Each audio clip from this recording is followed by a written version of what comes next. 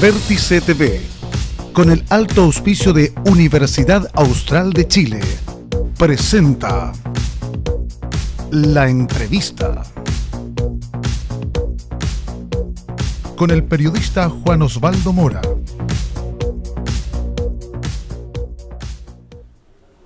La situación de Venezuela sin duda permea a toda Latinoamérica, a Chile, a nuestro país por cierto, y aquí en el sur de la zona evidentemente hay presencia cada vez mayor también de venezolanos. Tenemos profesionales distribuidos en diversas áreas y gente que ha ido llegando también de otros países, por lo tanto la situación sudamericana, latinoamericana es materia de conversación diaria, independiente de nuestra política exterior. Pero queremos analizarlo justamente desde la perspectiva de alguien que tuvo a cargo justamente la Cancillería, las relaciones exteriores de nuestro país. Heraldo Muñoz, gracias por estar con nosotros, ex canciller de nuestro país, pero también actualmente presidente del Partido por la Democracia, el PPD, así que de esa lista política también estaremos hablando. La situación, Heraldo, me imagino que lo han entrevistado en muchas oportunidades. ¿Qué le pareció la actitud del presidente Piñera de ser uno de los primeros países justamente en reconocer a este presidente que se autodenomina allí en Venezuela? Bueno, en primer lugar, un agrado estar de nuevo en Vértice TV. Hace algunos meses atrás estuve acá, así que... Bueno, yo creo que la situación de Venezuela es extremadamente grave. Es una crisis política, económica, social y humanitaria. Y por lo tanto, urge una salida negociada a la democracia, para lo cual la comunidad internacional no puede ser indiferente. Ahora, los países como Chile, que han reconocido a Juan Guaidó como presidente encargado, lo que han hecho es un gesto simbólico, pero de hecho lo fundamental es cómo proactivamente promover un acuerdo negociado que permita elecciones libres y transparentes. Esa es la clave a mi juicio, de modo que yo creo que más allá del simbolismo de reconocer a Juan Guaidó, lo fundamental es cómo conseguir un diálogo, un acuerdo, una salida negociada y pacífica que permita organizar elecciones como una manera, digamos, de superar esta profunda crisis que vive Venezuela y que ha significado la emigración de alrededor de 3 millones de venezolanos en los últimos 2 años. Así es, que están por todo el resto de Latinoamérica, incluso aquí en el sur del mundo también. Hay muchos venezolanos en Puerto Montt, en Punta Arenas, en Aysén, en Chiloé, etcétera, que probablemente una década atrás nadie se hubiese imaginado que íbamos a tener a muchos vecinos venezolanos. Ahora, con su experiencia justamente como ex canciller, ¿se apresuró el presidente Piñera en apoyar a Guaidó o cree que es intrascendente el momento? No, ha habido un conjunto bien significativo de países que han reconocido a Juan Guaidó, desde Canadá, un gobierno progresista, hasta Chile y Argentina, con la única excepción en el grupo de Lima, de varios países latinoamericanos del Caribe, de México, que si bien es cierto se mantiene en el grupo de Lima, decidió no apoyar estas decisiones de reconocimiento, quizás para mantener también una equidistancia que le permitiera eventualmente, esa es una suposición que muchos hacen, que México pueda jugar un papel de puente entre gobierno, bisagra entre gobierno y oposición, para justamente conseguir lo fundamental, que son las elecciones libres como una salida pacífica a esta situación. Y también lo hemos observado por parte de gobiernos europeos, el gobierno socialista de Pedro Sánchez, que ha dicho que lo que se requiere en Venezuela son elecciones libres y que si eso no ocurre dentro de unos pocos días,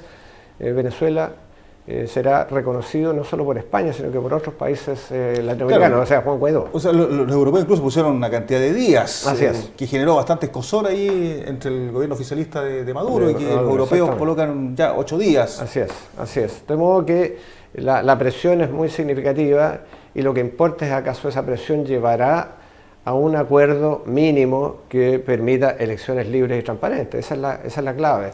Lo que sí creo que hay que subrayar es que por lo menos yo no apoyaré, ni apoyaremos muchos en la comunidad internacional, una salida violenta, una salida por la amenaza o el uso de la fuerza, porque francamente ya los venezolanos han sufrido mucho y me parece que llegó la hora de buscar un entendimiento de los propios venezolanos que pase por la vía de elecciones.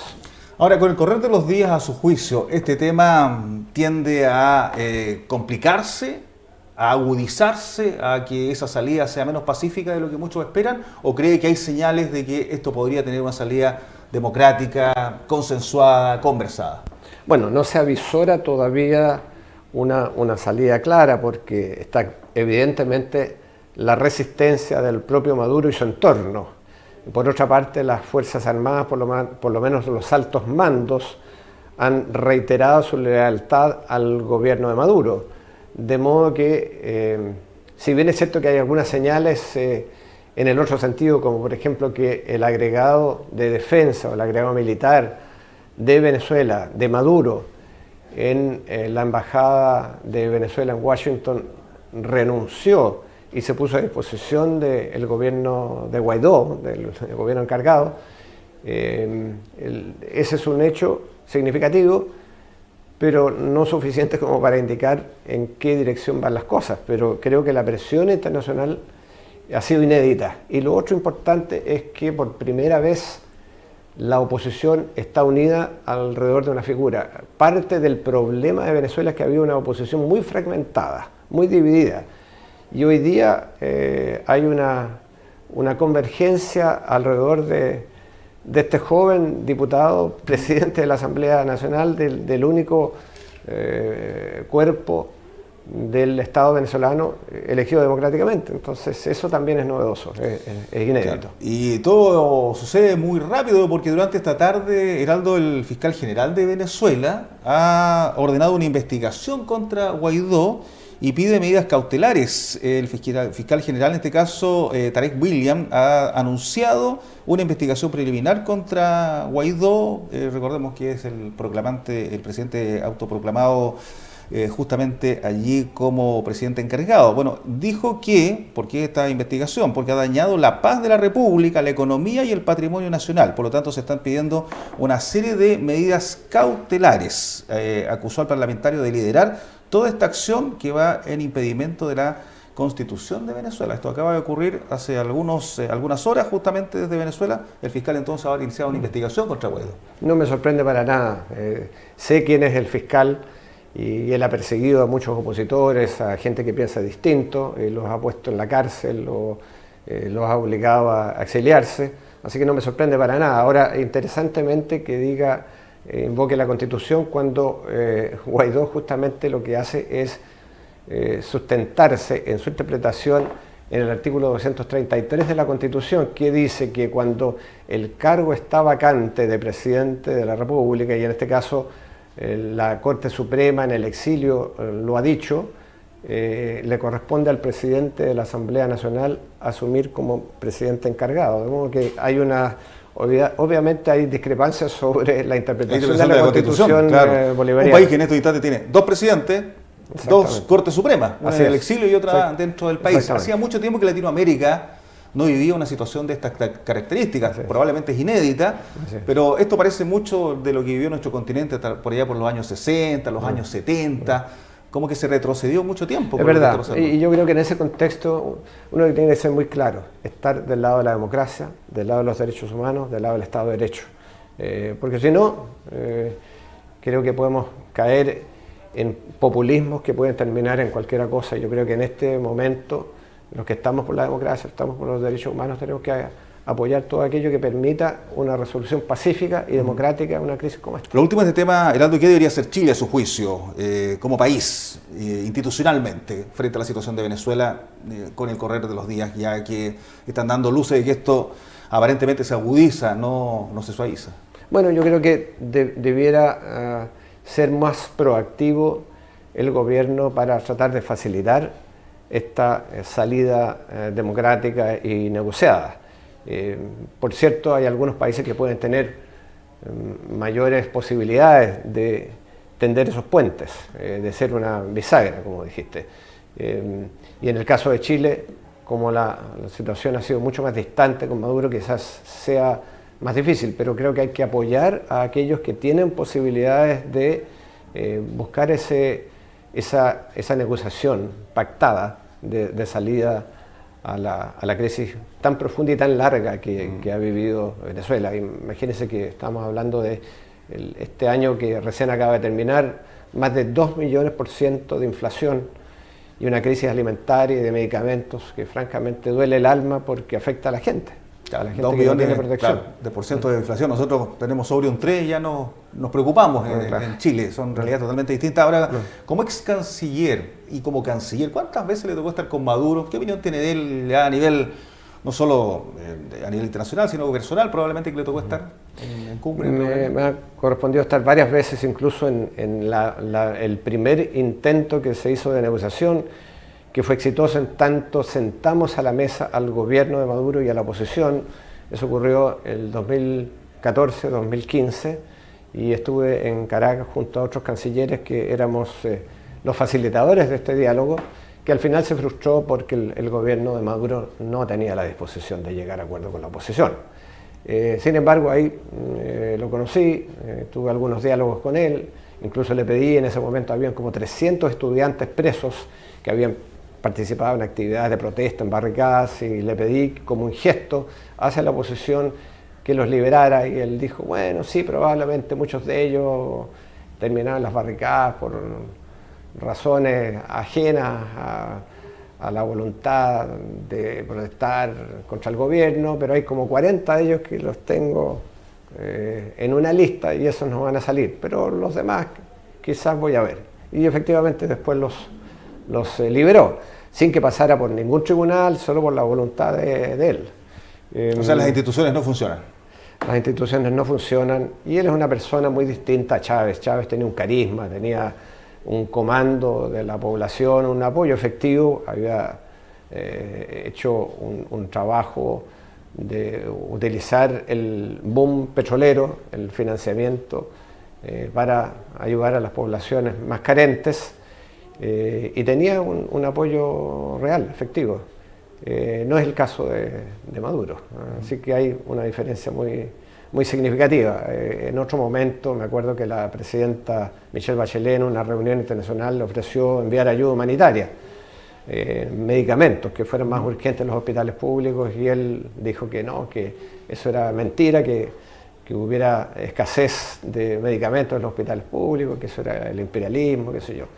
En definitiva, la presidenta después me comentó, no se puede ayudar a alguien que no reconoce que tiene un problema. Así que lamentablemente la ayuda humanitaria que pretendíamos entregarle en términos de medicamentos más urgentes no llegó nunca, porque él rechazó la existencia de una crisis humanitaria. Geraldo, ahora como presidente del PPD, en su cargo que, bien saber, lo obtuvo en las últimas elecciones. Estamos prácticamente a un mes y algo del finalizar ya el primer año del actual gobierno de Sebastián Piñera. En su calidad justamente de dirigente de un partido político de oposición, ¿cómo evalúa estos meses de Piñera en el gobierno? Bueno, yo creo que han sido muy frustrantes porque él llamó a la población y prometió que venían nuevos tiempos mejores. Y en definitiva esos tiempos no han llegado, tanto así que cambió el lema a Chile en marcha. Yo creo que él generó expectativas desmedidas y eso se refleja en la agenda legislativa, porque uno se pregunta durante el primer año qué es lo que ha conseguido el presidente Piñera en el Parlamento.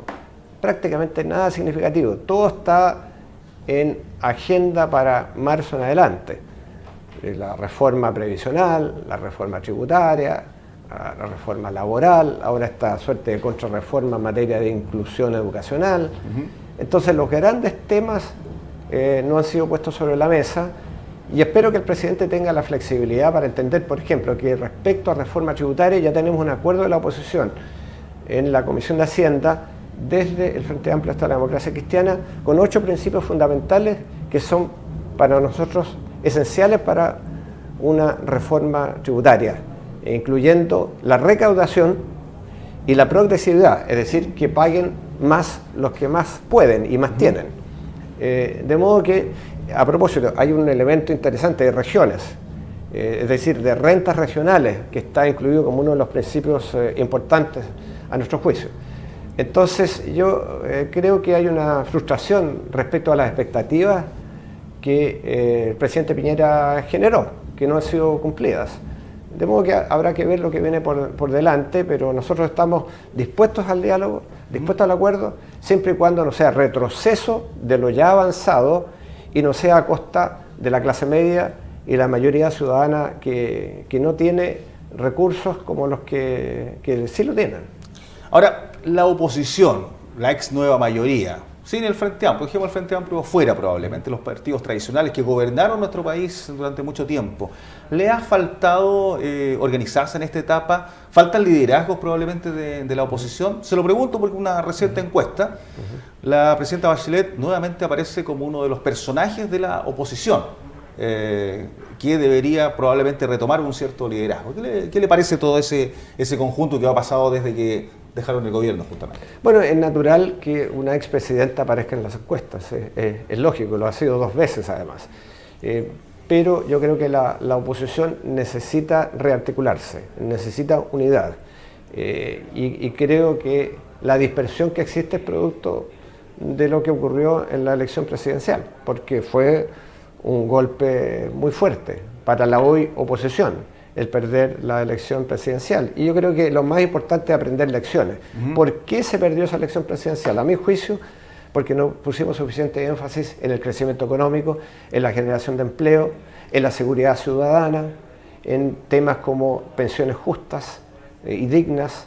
Entonces, si no hablamos de los temas que le interesan a la gente, evidentemente yo creo que la población castiga a quienes no se refieren a las cuestiones de la vida cotidiana de las personas. O sea, ¿no se supo leer a la población en la última Yo creo que etapa? no supimos leer acertadamente. Y por eso sucedió lo que sucedió y eso ha tenido un impacto en los partidos. Si bien es cierto que ahora hemos retomado el diálogo, hemos constituido algo modesto como la convergencia progresista entre el Partido Socialista, el Partido Radical y el Partido por la Democracia, que ha sido algo de coordinación entre nosotros y estamos conversando con los partidos, nos hemos reunido con la Democracia Cristiana. ¿Esos son los aliados naturales? ¿El PPD, los progresistas, los radicales? Sí. No necesariamente la Democracia Cristiana, entendiendo que ha sido criticada. Bueno, son aliados naturales en el sentido que los 3 partidos pertenecen a la Internacional Socialista y eso es un dato significativo. Pero eso no significa que no tengamos y busquemos una relación importante con el resto de la izquierda y con la Democracia Cristiana, porque lo que hay que apuntar es eventualmente a una coalición de mayorías. ¿Con el Frente Amplio? Ojalá con el Frente Amplio, pero para bailar el tango se necesitan 2 y por lo tanto tiene que existir la disposición por parte de los partidos que constituyeron la nueva mayoría, pero también del Frente Amplio. ¿Y las señales que hay del Frente Amplio, cómo las leen ustedes? Vamos a ver con la nueva directiva que se acaba de elegir en Revolución Democrática y el resto del Frente Amplio. Para algunas cosas aparentemente hay una disposición. De hecho, sin ir más allá, toda esta discusión sobre la mesa de la Cámara de Diputados tiene que ver con la coincidencia o no respecto a algunos temas fundamentales como los que mencioné antes, reforma tributaria, reforma previsional, laboral, etc. Si nos ponemos de acuerdo en esas materias, probablemente podamos caminar con mayor sintonía. Pero ellos tienen el derecho de aspirar a ser la oposición a la derecha. Y bueno, veremos qué es lo que sucede. En el intertanto, yo creo que por el lado nuestro buscaremos la mayor unidad posible. Lo último, justamente a propósito de que las siguientes elecciones son las municipales. ¿Cómo se están preparando ustedes como partido independiente de quienes sean sus aliados justamente para esas elecciones? Entendiendo que estamos acá en la región de los lagos, donde hay muchas comunas evidentemente, y donde la gran pregunta es si el PPD va a lograr levantar candidatos o la verdad es que las municipales tienen un diseño distinto. Bueno, hemos partido con lo siguiente. Le hemos dicho a nuestros militantes que quisieran ser candidatos o candidatas a concejales que se inscriban en las comunas donde no tenemos concejales hoy día. De modo que partimos con esa primera etapa. Luego iremos con los que aspiren a ser concejales o concejalas en los lugares donde sí tenemos presencia de concejales y luego haremos lo mismo a nivel de alcaldes, tanto donde no tenemos como donde sí tenemos alcaldes. Así que es un proceso que se va a desenvolver durante el año, sujeto a condiciones para las candidaturas, una ficha limpia, condiciones bien claras para la postulación, y luego tendremos que tener primarias internas en nuestro partido si es que hay más de un candidato o candidata para un determinado sí o sí cargo. primarias. Bueno, nuestra posición es primarias, en nuestras posiciones primarias, incluso con el resto de los partidos de oposición, cuando tengamos que ir a esas conversaciones, nuestra posición es primarias. Hay algunos que dicen segunda vuelta. Nosotros creemos que sería mucho mejor ir a primarias, pero bueno, en conversar es lo que hay que hacer y ponernos de acuerdo eventualmente. Habrá que hacer ajustes si fuese necesario, pero nuestra posición es ir a primarias. Tenemos una ley, tenemos un mecanismo y creemos que ese sería el mejor camino. Aquí mismo estuvo sentado la semana pasada Sergio Galilea, ex intendente, ex director de Vialidad, ex ministro de Estado, y él dice que está disponible justamente acá en la región como para ser candidato a parlamentario, porque antes se lo habían propuesto, una vez fue, perdió por muy poco, luego había dicho que por problemas personales no quería ser candidato a nada, y hoy día dice sí, quiero recoger ese guante. ¿Qué le parece a usted que un nombre con el nombre a su vez de Galilea esté en esa perspectiva, entendiendo que también hay otros probablemente? A mí me parece legítimo que todos nuestros militantes aspiren al mayor cargo posible. Lo concreto, sin embargo, es que antes de las elecciones parlamentarias vamos a tener el 2020 las elecciones municipales. Esa es nuestra primera prioridad, es decir, concejales, alcaldes y gobernadores regionales. Eventualmente, yo espero que el gobierno no se eche para atrás con la elección de gobernadores regionales, porque ya hay demasiado centralismo y la elección de gobernadores regionales es algo de regionalismo y de descentralización, si bien es cierto que debiera ir acompañado de presupuestos. Pero eso es lo primero. Más adelante, el 2021, vendrán las elecciones parlamentarias y ahí que florezcan mis flores, a mi juicio.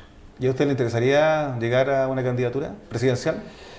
Bueno, en su momento lo definiré. Tendrá que pasar por si mi nombre genera apoyo en mi partido y en la ciudadanía.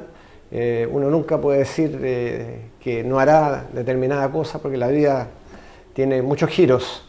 Así que hoy día puedo decir, no soy candidato, pero no descarto serlo si es que hay un apoyo ciudadano y de mi partido, pero eso no es una tarea de ahora. Ok, pues hasta una próxima oportunidad. Muchas gracias. Heraldo Muñoz, presidente del PPD, del Partido por la Democracia, y todos bien sabemos, ex canciller de nuestro país, justamente a cargo de las relaciones internacionales de lo que es justamente el Ministerio de Relaciones Exteriores de Chile. Junto a él estamos despidiendo la presente edición. Gracias por la sintonía.